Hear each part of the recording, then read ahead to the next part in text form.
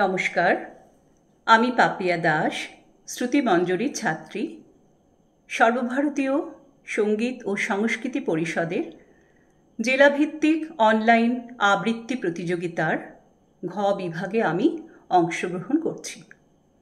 আমার নিবেদনে বিশ্বকবি রবীন্দ্রনাথ ঠাকুরের খেয়া কাব্যগ্রন্থের অন্তর্গত একটি কবিতা কৃপণ।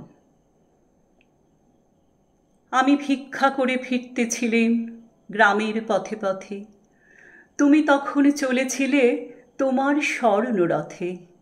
অপূর্ব এক স্বপ্ন সম লাগতেছিল চক্ষে মম।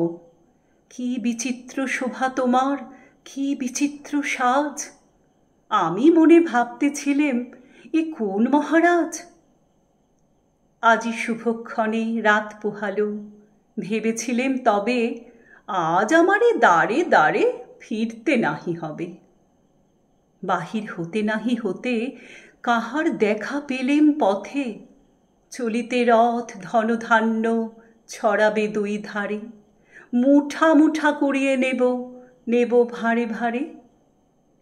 দেখি সহসা রথ থেমে গেল আমার কাছে এসে। আমার মুখপানে চেয়ে নামলে তুমি হেসে। দেখে মুখের প্রসন্নতা জুড়িয়ে গেল সকল ব্যথা। হেনকালে কিসের লাগে তুমি অকস্মাৎ আমায় কিছু দাও গো বলে বাড়িয়ে দিলে হাত। মরি এ কি কথা রাজাধিরাজ, আমায় দাও গো কিছু?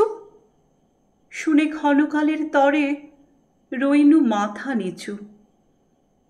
তোমার কি বা অভাব আছে ভিখারি ভিক্ষুকের কাছে? এ কেবল কৌতুকের বশে আমায় প্রবঞ্চনা? ঝুলি হতে দিলেম তুলে একটি ছোট কণা। যবে পাত্রখানি ঘরে এনে উজাড় করি, এ কি? ভিক্ষা মাঝে একটি ছোট সোনার কণা দেখি।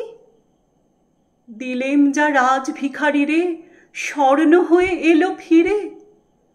তখন কাঁদি চোখের জলে দুটি নয়ন ভরে, তোমায় কেন দিইনি আমার সকল শূন্য করে। নমস্কার।